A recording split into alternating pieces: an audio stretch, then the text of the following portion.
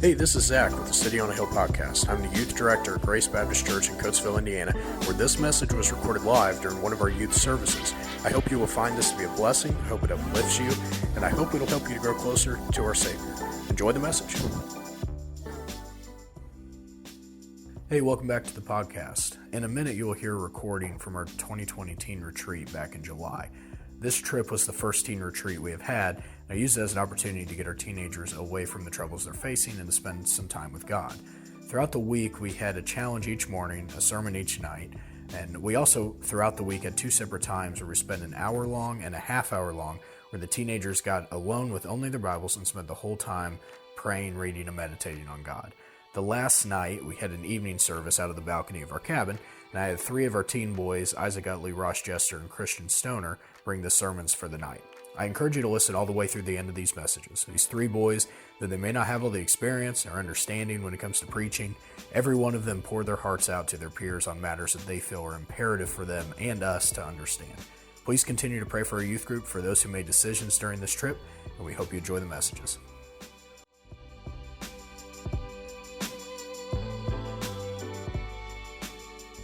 Amen. Thank you, Byron. All right, so you can open your Bibles to Revelations chapter 3. This is upside down. Verse 15. I ain't going to read that till like the end. But while you guys get there, so I'm just going to start off. So I want you guys to think about, like, who are you when you leave church? After you go home, when you're at school, when you're not at youth group, when we're not on a trip like this. Who are you? Are you the same person, or are you act differently? Are you doing stuff like where you would never do if you were out in front of the church or something like that? Just think about that as I talk. All right. So think of it, the last time a bad storm went through by your house or something. And it's never the little trees that get taken out. It's always the big ones, the ones that look super strong, big, thick. Looks like they're indestructible. Those are always the trees that come crashing down during the storms. But if you go up and look at the trees, it's always on the inside. You can always see that there's something like wrong with the tree on the inside. It's either rotted out or like some termites or something like that has gotten to it. So, just take yourself as the tree.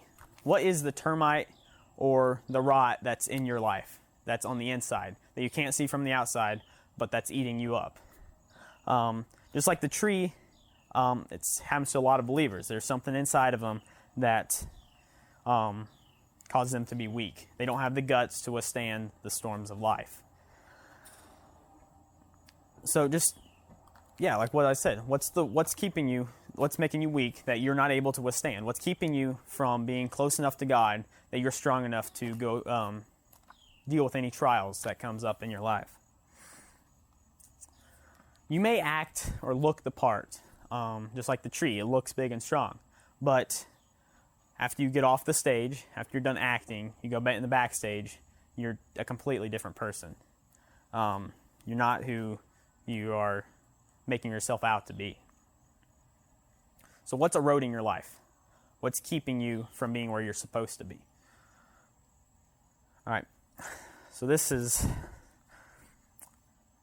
kind of another little point. If you're not going to live a godly life all the time, if you're not going to live godly after you get off the stage, after you leave church, then you can just take that little verse that's in your Instagram bio and you might as well just get rid of it. Because there are unbelievers that are always watching you, and they say that, oh, look, they're saved, they're Christian, but then they go see you acting just like them, and they're like, well, then why would I change if, why would I want to get saved if they're acting just like me? They're not different than me. They're unbelievers are always watching, so they wouldn't want to change? I'm just fine with obviously they're just fine with their sin, so why should I want to get rid of mine?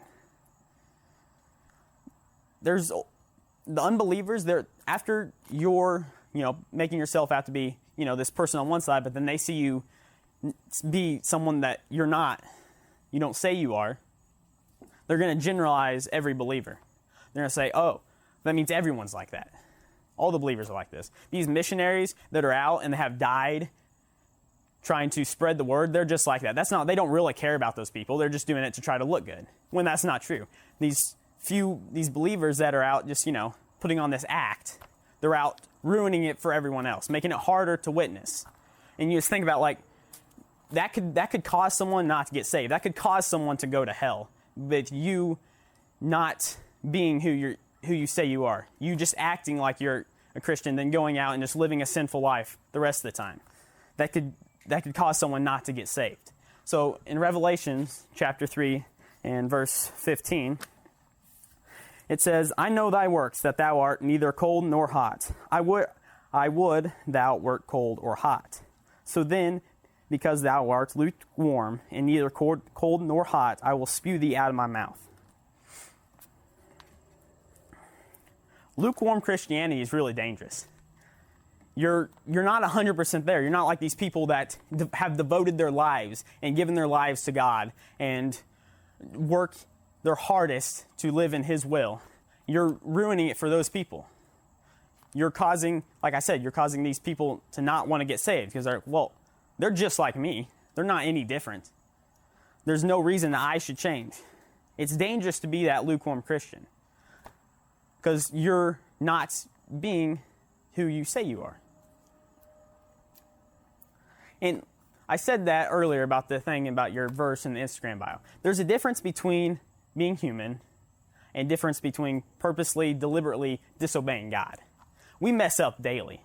You're always sinning every day. But there's a difference between, at the end of the day, you go, Lord, I'm sorry. I messed up today. Please forgive me. And repenting of those sins. That's different than going out and purposely disobeying God. After you leave church, I don't know what you do. I don't see you guys unless, except some of us are friends. I see you, some of you. But I don't know who you are necessarily outside of church. You could be a completely different person. There's a difference between being, messing up because we're human and sinning and purposely, deliberately disobeying God on a daily basis. There's always that sin that you're holding on to that's eroding the inside of your life, causing you to be weak, not be able to hold up against the storms of life. There's something. It could be multiple things, or it could just be one thing that you just don't want to get rid of. You're like, I'm just going to hold on to this one. I'll get rid of everything else, but no, I'll sin in this area. And that causes you to be weak. You will fall when the storms and trials come. You will fall. You're not going to be strong enough. And one day you'll see the consequences of being this lukewarm Christian. You're not going to get away with it. You'll see, these people that you were around this whole time when you were out, sinning with all these other unbelievers. You'll see that one day, when you're up living in paradise, if you're saved, while they're down there in hell because you never told them about God's word. You lived a sinful life just like them, and they didn't want to get saved.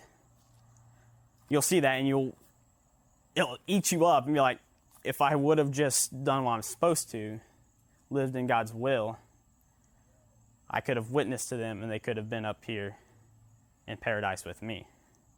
But instead, you were too selfish and cared too much about your own sins to care about someone's life and after they die here on this earth. They're about their eternal life. This idea of just living that two-front life is kind of hard because you want to hold on to these sins because they're fun and all your friends are doing them. And it's kind of hard just because you might be an outcast, but you're going to be living in God's will, which is the perfect plan for your life. Just remember what those consequences might be and whether it's worth it in this short time that we have here on this earth. Is that worth it to see someone suffer for all eternity because you were too selfish? You had too much pride to buckle down and be like, okay, can I tell you about God? Can I tell you about Jesus' love for you, how much He loves you and what He wants to do for you? Don't let your pride in that one sin, the sins that's keeping you from being that 100%, that Christian that's on fire for God. Don't be that lukewarm Christian that's just kind of lets it slide. It just kind of goes about its life, takes what God's given you and buries it in the ground until the day that He returns. All right. I think that's all I'm going to say about that.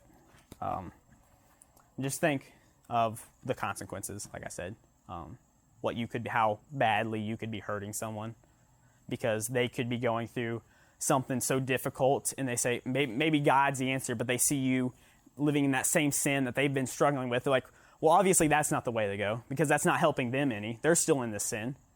So they look for somewhere else, and there's no other way that they can get rid of. They can get their help. The only way is through God, and then that just causes them whatever depression, whatever it may be. Not getting saved is probably the biggest thing. Thank you. All right, take your Bibles. Go to Job 38, please. So while you're flipping there. So my sermon is about God's timing. Throughout the passage that I was reading this morning, it's explaining kind of what Job's going through. So at the beginning, you have this man named Job. Okay, he's a godly man. He's got, I think it says, 7 kids. I think four sons and 3 daughters, or it might be the other way around. And so throughout this time, he's following God. He's got this great mindset. He's not doing anything wrong. God even suggests that he is the great man of the land Uz. And so he is, he's just going through life, his everyday life. One day, Satan is talking to God. He's just kind of roaming through, and he's asking him questions about what he can do and stuff. He's just roaming through heaven, and God asks him what he's doing, and he's saying that he's got these things that he wants to do. He has to, he wants to do something, and so he's going through, and he says, I want to tempt someone. Satan says he wants to tempt someone. So God suggests that he tempts Job. And Satan says, can you do it? And he goes through, and he follows through. So throughout about chapters 5 through 10, you see that God kind of just sets him through, okay? Well, he takes all of his cattle that he has, all of his sheep and everything that he's got. He kills all of his children. And so these 3 men come running up to him, and they tell him. Well, after they do that, Job doesn't say anything. He's just still living his everyday life. Well, his 3 friends that he has, his 3 close friends, they kind of come up to him, and they start asking him questions like, why haven't you stopped following God? Why haven't you shown any disrespect, because all of this bad stuff has happened? Well, he then continues to say that he kind of just he knows that God is going to do something later on. Well, he tells his friends that it may not make sense right now, but there will be a time and a place whenever he will be speaking to God, and it does make sense. So that's my first point. Things don't make sense. You have this sense of mind where you could be doing legitimately anything, any possibility, where you're just sitting down and, something happens. You could go into a stroke, you could, just anything happens, okay? Well, you're sitting there and you just question God, what's going on, okay? Why is this happening to me? And so you think of this you just automatically go and you just start asking God questions on why this is happening to you. And so my second point is things don't make sense because we lack faith. And, you're sitting here asking God these questions, but you never thought back to why this is happening. Have you gone back to, why, you stopped doing your devotionals, you stopped going to church and everything, and you just completely, just stopped claiming God. And so, you're going through this everyday life, and, you just do what you did, and then you question God. And then you want to get back into that because you want to get back into church, you want to get back into doing this stuff because, you think you figured out, why he's just kind of pieced everything together. Well, then you have things don't make sense because they're God's actions. We are humans understanding what God is doing.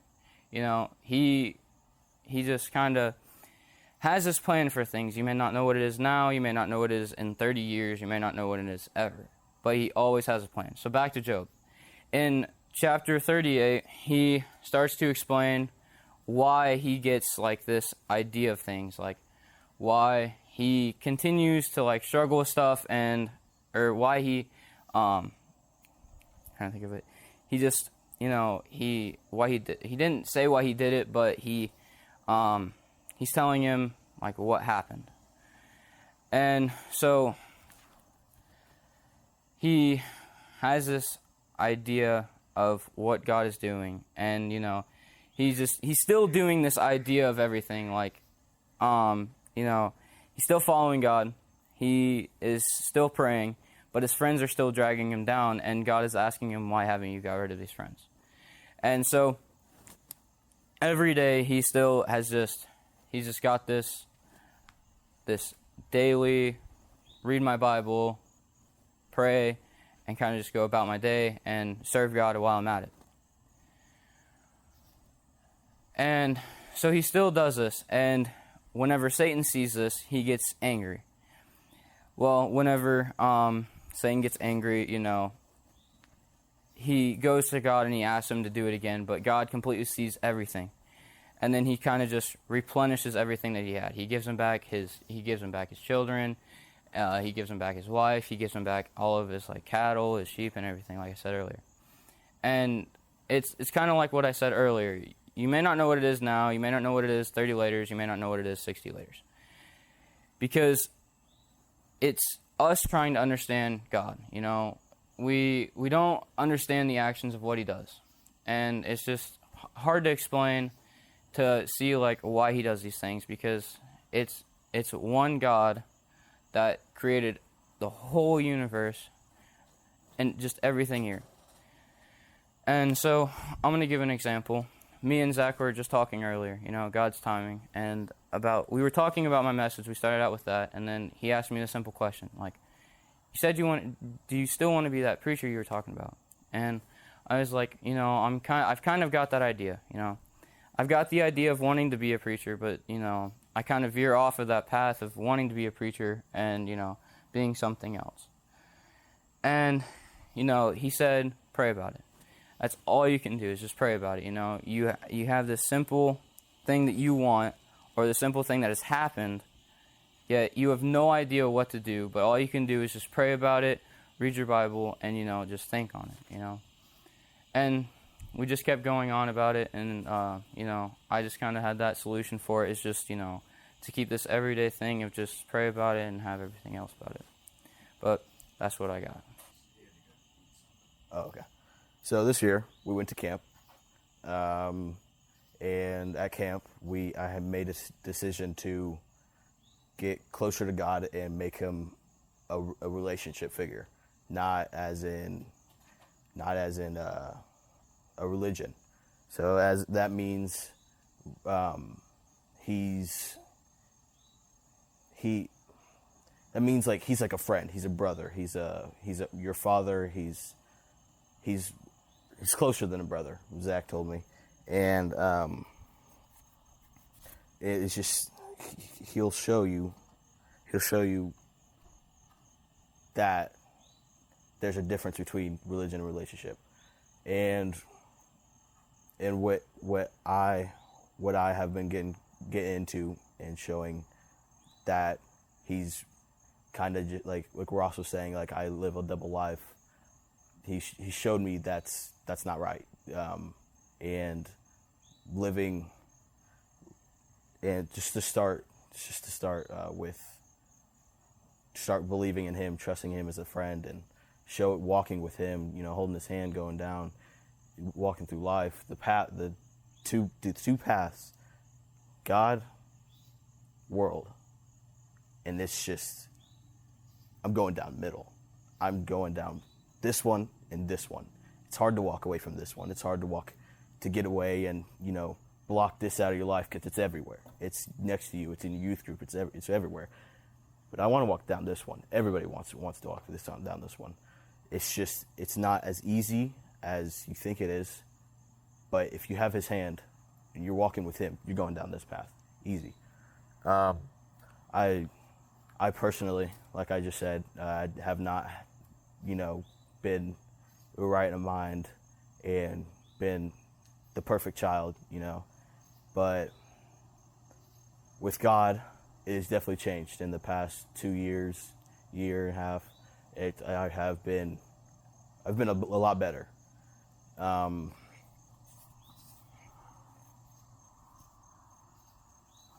Okay, so if you turn to Proverbs 18, 24, verse 24. This verse 24 says, "A man that hath friends must show himself friendly, and there is a friend that seeketh closer than a brother." Closer than brother, God. He's always there. You'll have a friend that you'll think is always there for you, and that'll always be holding you tight, close to you all the time. But they'll slip. God will never. He'll never slip. He'll never let go of your hand. Even though you don't want to hold his, he will have yours. Always. Friend? No. You'll think so. You'll think so that you want him as a friend. You think your friend will always be there forever. You're just walking with your friend this way. God's right here waiting on you, trying to hold your hand, hold you from going back that road and going back this path. Because it's hard. I'll tell you, it's hard going down this path. Not this one. Lord will always be there. You'll have struggles for sure, 100%. This path, worst path you can take. The only other path, right? This one, 100% will guarantee you success, life, and a paradise in heaven. Absolutely love it. It's rough. It's rough. It's hard. It's hard going down this one. This one, it's just you won't think of it. You'll think it's like it's perfect, and this world's only it. That mountain's only it. You won't think there's a paradise. You won't think there's anything else. So you'll just go down this path. Sucks. Depression. 2 years going down this path. Not right. This path is the one you want. Oh, sorry. It's just, it's like it's really serious. If Zach hasn't showed you enough that it's really serious, anybody hasn't showed you enough it's really serious, it's serious. All right, next one. Okay. So God as a friend, it's the best friend you'll have. All right, I just said that, and with that, you'll want to pray, because talking to God is like the most relaxing, most fun thing you'll ever see in your life. And it's tough, because you'll think he won't answer sometimes, but he'll always answer. You won't think he'll answer. My bad. You won't think he doesn't answer, but he does, and he'll show you later on in life, like Zach said the other day. But if you get closer to him, prayer, you'll hold his hand. You'll go down this way. You always put your trust in him. You want to put your trust in, like, your pride, like Ross was talking about, your pride, and that's you'll think like, yeah, I got this new car. It's cool. Now I'm cool, right? But God would see you walking down that way. He holding your hand, holding you back from going down that way, but you want to go this way. Yeah, it's not something that goes either way. Path not easy.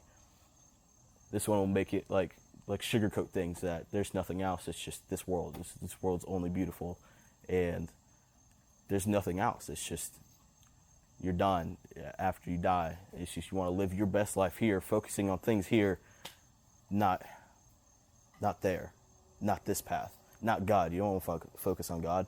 A lot of people don't, and it's a sin going around in the world right now. It's just the biggest lie you'll ever hear, that this is the right path. The world's the only thing here. No heaven, no hell, no devil, no God. There's nothing there. It's just this path. That's celebrities focus on. They're getting their cars, they're getting their money, they're getting their songs, they're getting everything. That's that path. And right now, like at a young age, I experienced this path rough. And I don't want to go down that path ever again. This is my path. This is the path I want. All right? And this is the path you want. It's not good. You'll see it later in life if you haven't already. It's something rough. So it's God as a friend. He's amazing. Won't ever let you down.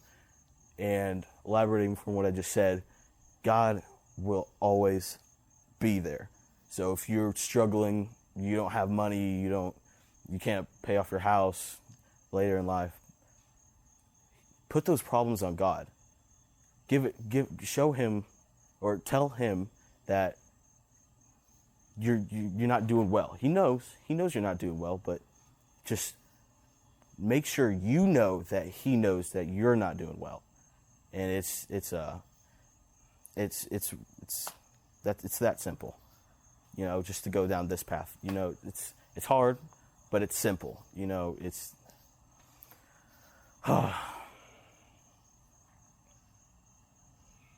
nothing good comes from this path. I just want to get to the bottom point. This path is bad. Nothing good, nothing well. You know, you might think since your friends are vaping, you're cool. You want to go down that path. You want peer pressure. But it's this path. I can't say that enough. It's this one. God holding your hand, walking down this one. That's the one you want. Not this one. This one will bring you no good. This one. Sorry if I haven't said this path enough. But he'll work through you. He'll work through you as a friend, as a father, as a brother, closer than a brother. He'll work through you. Going down this path, you can show others that he's there for them too. And it's like if you can ask him to help you help him by spreading his glory and spreading his word and stuff. And he'll never let you down. He won't make fun of you. He won't laugh like, oh, who's this kid worshiping Jesus? Like that weird kid that will I'll talk to his imaginary friend. But God's not imaginary. This path is real. This path is real too. It's real as you think. You'll think less of it. It's right here. It's right here. I just wish I would have known that. Because it's right here. It's not hard.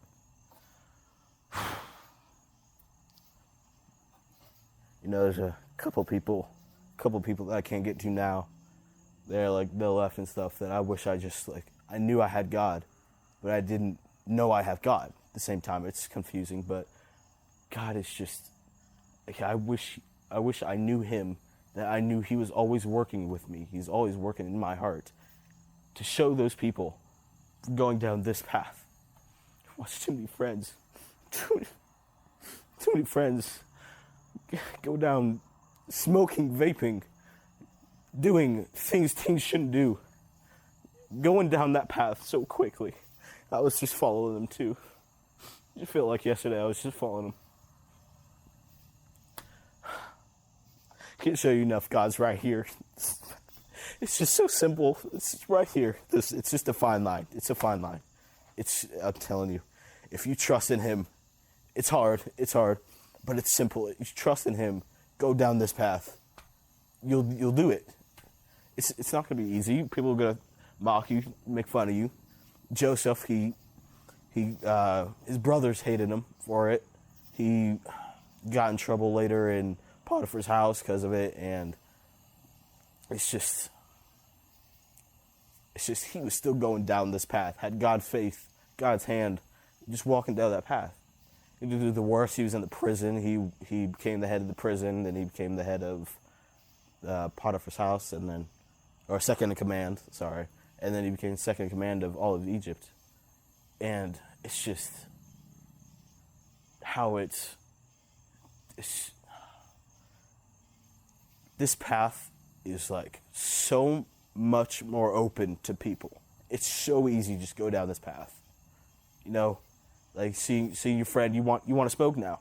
You know, it's this path. I can't even tell you that enough times. It's this path. It always will be. And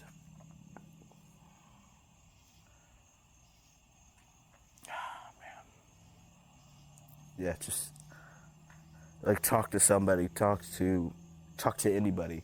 If you don't know God too well, talk to somebody about him. You know, they'll tell you how to get closer to him, you know, and then God will show you that this path is easier. This path is the only way you can go. You know, this path looks good now. It looks amazing now going through that. Like right now, everybody's just like having a good time walking through there, and then they open their eyes in hell.